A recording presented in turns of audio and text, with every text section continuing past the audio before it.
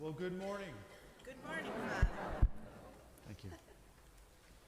So there's a story about a couple from Minnesota, and they were experiencing a very cold and dreary winter, and so they decided, well, why don't we come down to Florida to experience some good weather?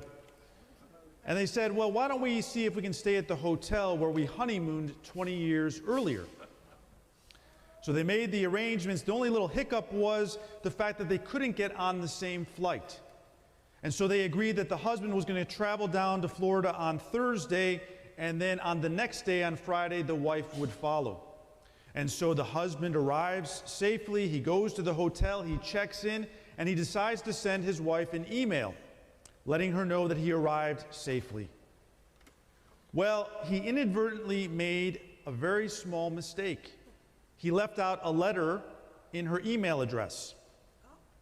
So this email went to somebody else.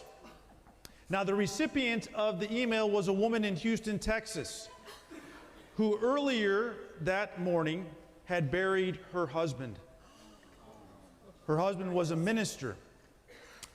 And in the evening, she said, well, let me check my email because I'm expecting that some friends and family who were not able to attend the funeral might be sending me some words of condolence and encouragement.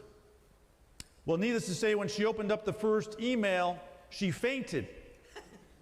And her son ran into the room to discover she was okay, but he looked at the computer screen, and this is the email that he found.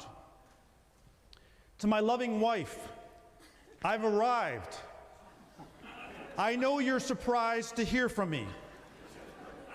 They have computers here now, and you are allowed to send emails to your loved ones.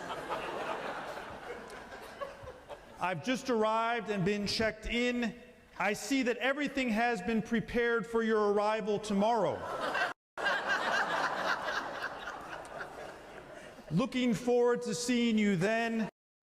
Hope your journey is as uneventful as mine was. P.S. It sure is hot down here. Where I wanna go,